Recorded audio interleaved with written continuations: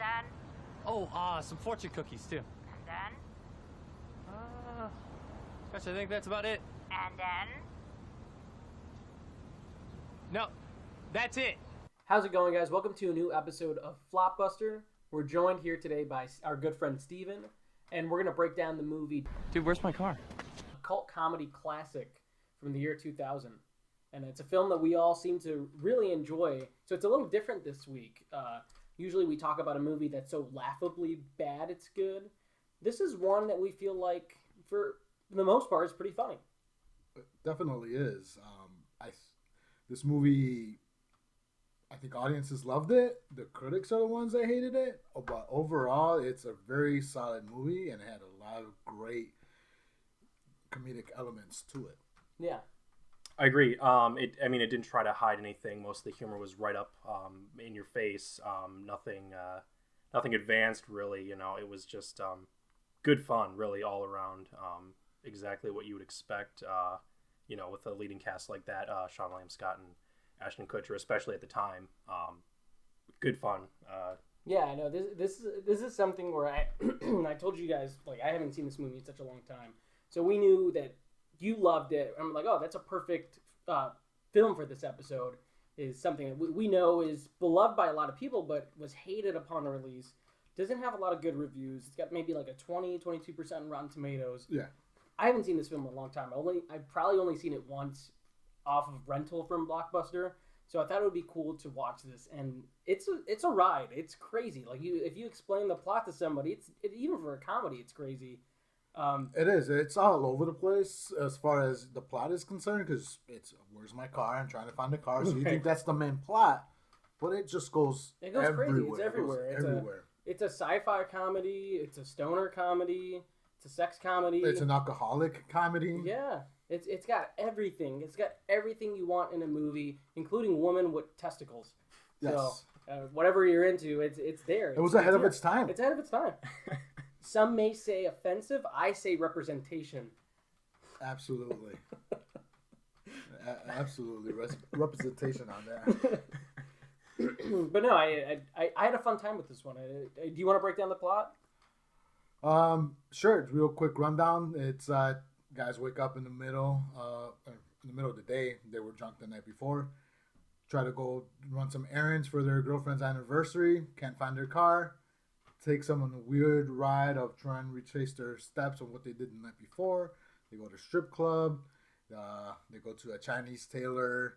They go to a cult. So it just takes them everywhere, and then they end up at the fun zone, basically, or whatever it is. So right. Like a Chuck E. Cheese for adults, I guess. And then that's where everything breaks down, They find their car finally. Actually, they don't find their car. It just shows up the next morning. It was just there. It was hidden behind the mailman's truck. We got the mailman, yeah. Like, they never really found their car during the main course. It was like after everything that happened in the movie, they found it the next morning. So, something I'm curious about. So, was it the next day, or did time reset when they wiped their memories? That was something I was thinking about, because the day started just like the beginning of the film, the ending of the movie. I'm referencing. I think it was the next day. I don't know. That's also what I got from it. I see what you mean, though, and I had wondered the same thing. But I think it is the next day. I think it is the next day. It's fun. It's definitely the crazy thing about it is like we mentioned it before. It's like you can't make something like this. Like it's definitely, it rests on the shoulders of Sean William Scott coming off American Pie. Right. Ashton Kutcher coming off that 70s show. And you can only make it with those two guys at that moment in time in the year 2000. And it falls in line with like Harold and Kumar, Beavis and Butthead, Bill and Ted, those kind of stoner comedies. But it's got the type of humor that you would see during 1999, 2000, like Night at the Roxbury. So it's very over the top and in its own world. It's not from reality at all. No. It's very offensive. It's very in your face. The jokes stretch on for minutes, including the Chinese restaurant joke. Oh, yeah. And then over and over, it's like 2 minutes. But it's fun. And then? Definitely fun. I think it's a good time, but that's what makes it so, I think, different than what we're used to talking about on the show, is because we talked about Enough or Halloween Resurrection, Johnny Mnemonic. These are movies that we claim are they're crazy, but they're still bad. This one, sure, if somebody saw it that way, but I saw it as like a comedy, a typical comedy from that time period. They went over the top with sex jokes and the stoner humor, and you got two guys that could pull off those specific jokes. Right. Because it had those super hot chicks. The super hot chicks. Absolutely. They were a good time. They gave pleasure. They did give pleasure.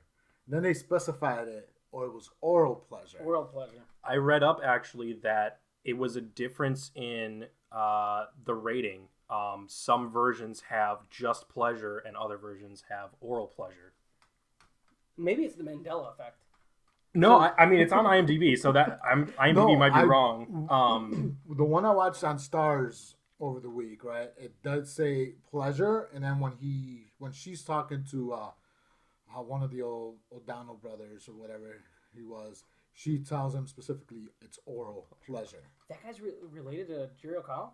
Yeah, he's related to Jerry O'Connell. That's his younger brother. Really? Yeah. I didn't know that. He looked just like him, and he has the mannerisms. I didn't know that watching the movie. Yeah. Though. We're talking about the guy from Piranha who gets yeah.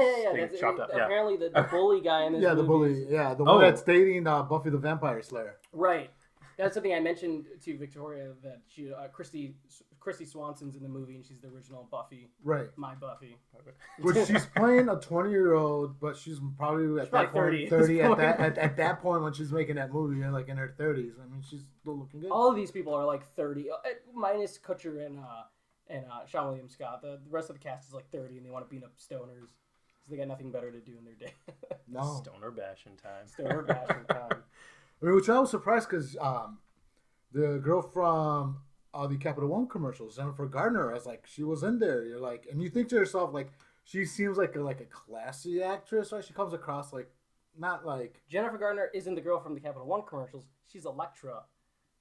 Capital One commercials at in this point. the best superhero movie of all time. That's what she's basically known for nowadays, is her Ben Affleck's ex-wife. Ben Affleck's ex-wife, the Capital One girl. 13 going on 30. Yeah, that's back in her. That's a good movie. I like that movie. Yeah, don't bash that. I'm not in this show. No, but it's funny because I couldn't stop thinking about those other films, but I feel like you mentioned it too. I was thinking Beavis and Butthead, and you told me that this was like a rejected script. That I believe. Yeah, that was one of the fun facts listed on IMDb, but as Gabe pointed out, maybe that's not entirely accurate, but it did say that it was based on a rejected script from a Beavis and Butthead live action from the 90s. Yeah, I would believe that.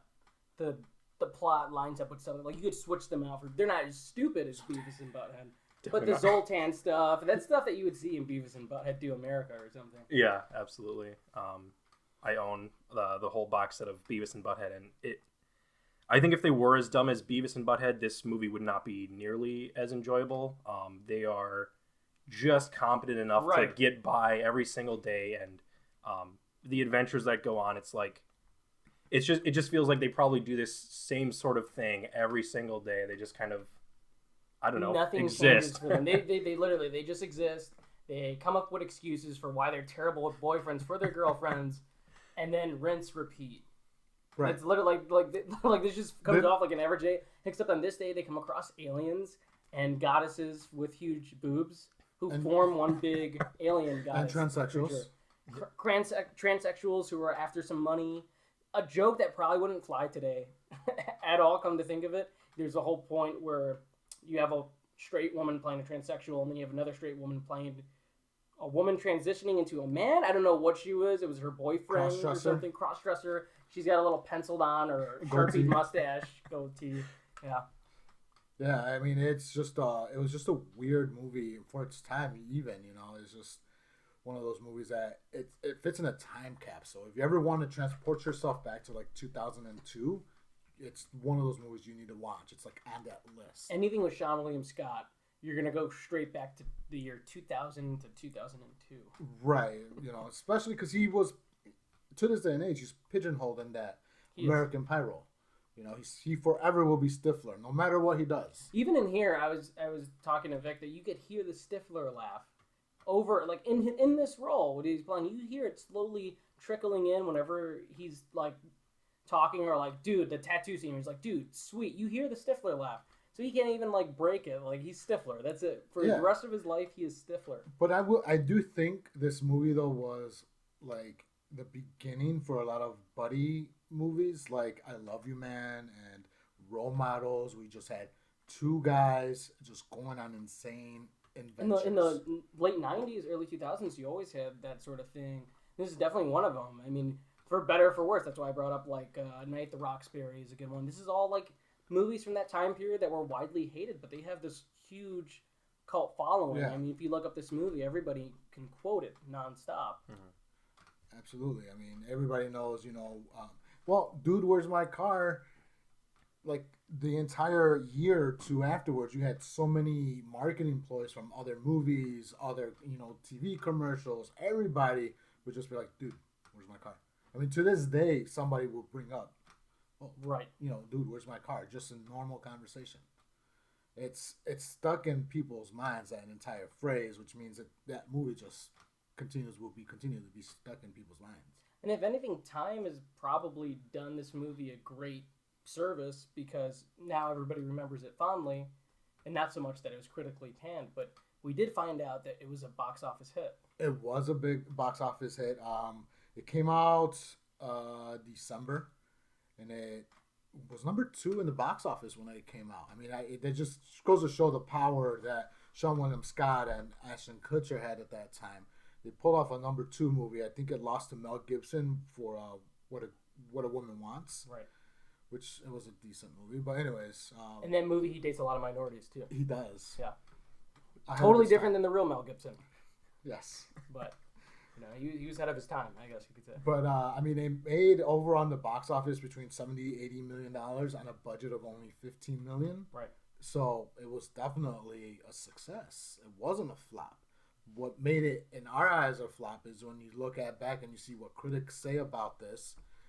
It was universally hated by the critics. It was just, bottom scores, 1 stars, no stars, 2 stars. They just hated the idea of the stoner movie, in a sense.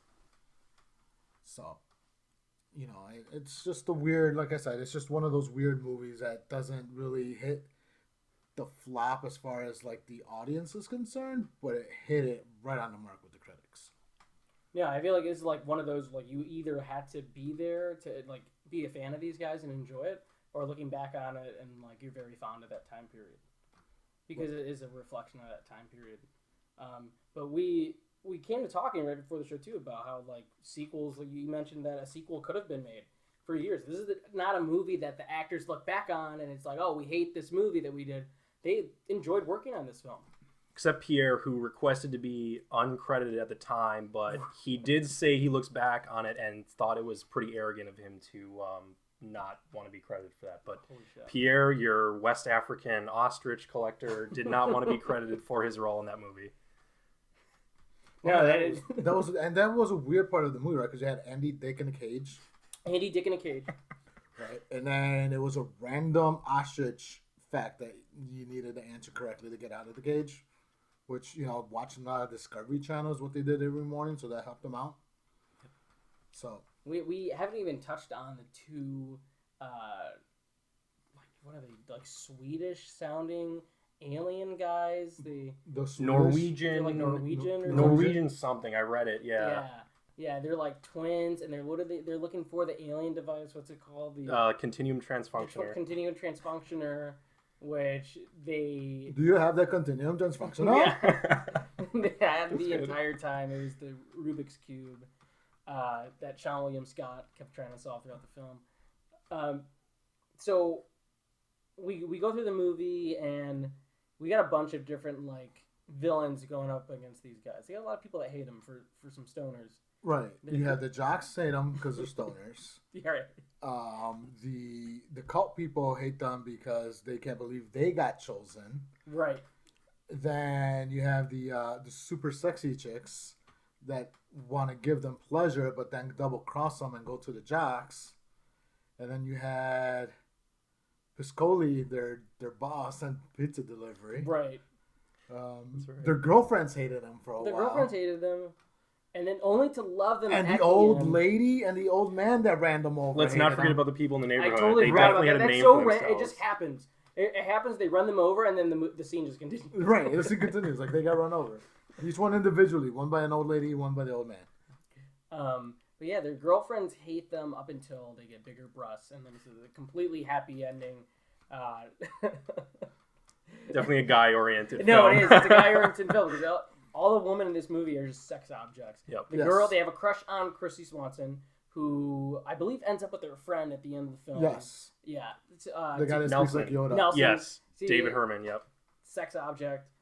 Their girlfriends are sexualized. They haven't been able to get laid by them in They over a year didn't, of they didn't dating. get their special... Their special Special treats. the special treats. Throughout the film, we're teased about these special treats, and the special treats turn out to be these berets that the Monogrammed. girls- yeah.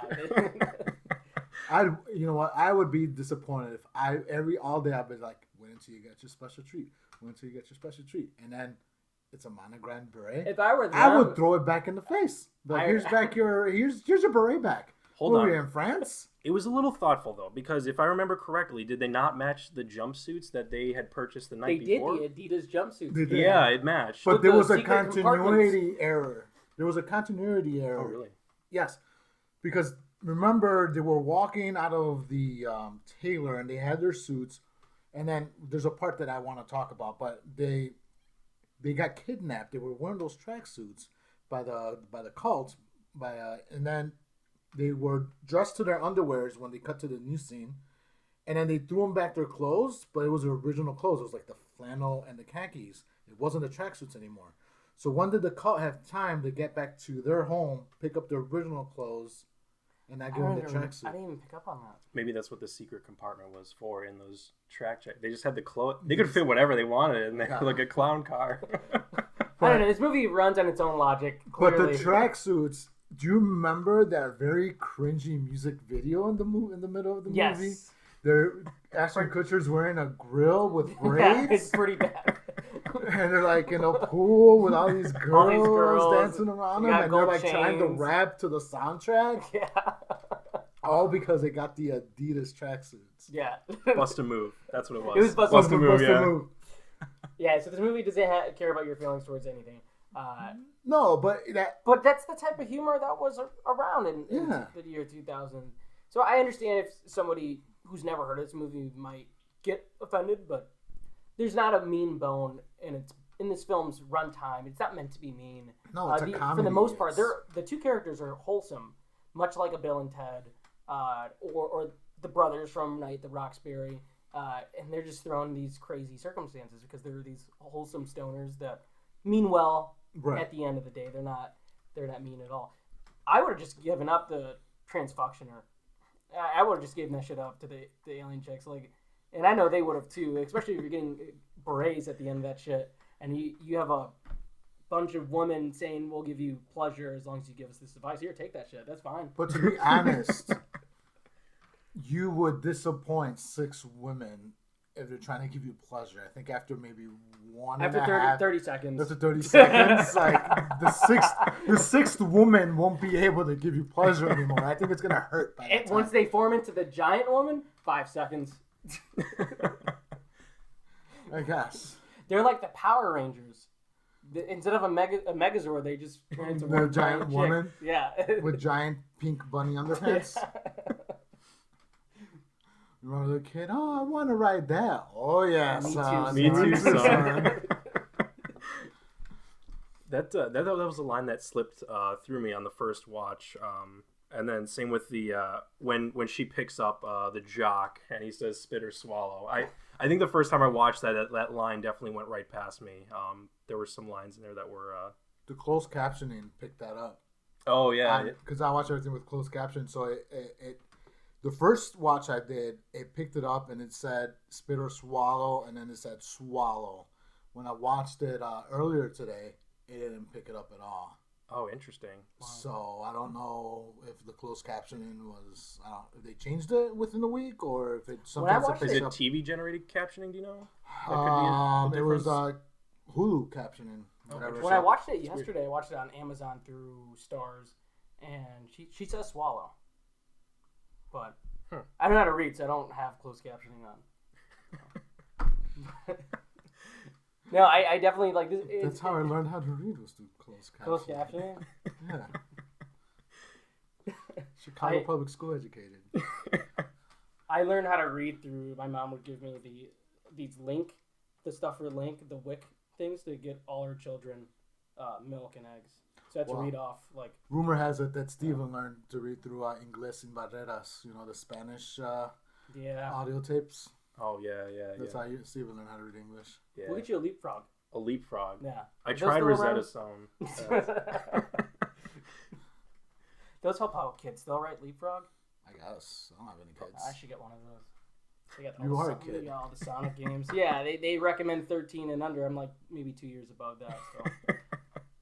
No, so it's a different week for the show because like I said, we've talked about bad movies. This is still technically, I guess, a flop with critics, but for the most part, it lived on to be a success because of the box office. It has cult because status. of these two guys, it's lived on through cult status.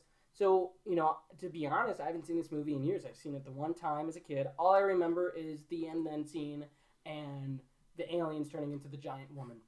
That's all I remember from this movie. And through the years, I've known, like, okay, Sean William Scott, Ashton Kutcher, I remember that movie. But watching this, it was like a new experience because I haven't seen it in such a long time. And I thought it wasn't going to be all that funny, but I enjoyed it. I actually feel like it holds up. And it may be because I love Sean William Scott and I like Ashton Kutcher. But their chemistry works so well, and if you buy into how weird and crazy this movie is, you'll enjoy it. Not all the jokes land, but for the most part, it's the overall vibe about how fun this movie is. And the oral pleasure. And no, I mean it definitely lands with a lot of it. I think, like you said, I find it funny that you didn't. The transsexual stripper didn't stick with you for longer, but I mean, when I went back to watch it, I was like, oh yeah, there was a transsexual stripper in this. Anything that caught that. A gender challenged male is I think what she preferred to be called. Oh yes, gender challenged male. Yes, I mean, like I said, it was ahead of its time for that. I mean, it also had the the two Norwegians that were gay, supposedly. You had people living at home with their parents running a cult. So I mean, they had everything. It was ahead of its time. Yeah. We know a guy that runs his own cult too. We do. we do. Jared Leto, but no, I definitely had a fun time. When we brought it up to you and stuff, this is such a movie that you would like too, because all the movies that we talk about. They're definitely like the slapstick sort of comedies from the early 2000s, like Wet Hot American Summer, Super Troopers, and then this falls right into it. It does. It's like the movies that we don't get anymore.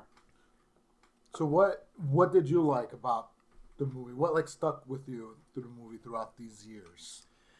It's definitely Ashton Kutcher and Sean William Scott. I think a lot of their reaction shots, a lot of just the surprise, random humor. I was telling him before, I just burst out laughing. I mean, surprisingly, like the scene where they're in the police department and they're thick glasses guy, Rick I think is his name, who's the goose. Yeah, that guy. He offers him some donuts and then they're talking to him and they just cut back and then Sean William Scott's got a mouthful of donut trying to formulate a sentence and I just burst out laughing for no. I mean, it's good stupid comedy that. I laughed at it. I enjoyed it. I mean, it was definitely hard seeing some of the critics' comments on it. But as I said to you, if you watch the trailer, if you knew anything about this movie before you watched it and you watched it and were disappointed, I don't really know what to tell you. They didn't try to hide anything. I mean, it was pretty. You should have known what you were getting into, but I guess that doesn't mean you can't like it. Yeah, I mean, I think you should know what you're getting into just by the title alone. Yeah. And then when it opens, and then you have somebody walking out of the closet to pee on a plant, that also should be a dead giveaway. Like, okay, you're in for a wild ride if somebody comes out the closet to pee on a plant, and just go right back in the closet. Yeah, I'd be like, see you tomorrow. And they find out that neither one of them were friends with this guy. I thought you knew him. Yeah, I thought you knew him. And then they just carry on. They don't just care. carry on. Whatever. They shrug it out. Buddy. Well, from the moment this movie starts, it starts off with like the Norwegian guys are like dancing in like space clouds or something.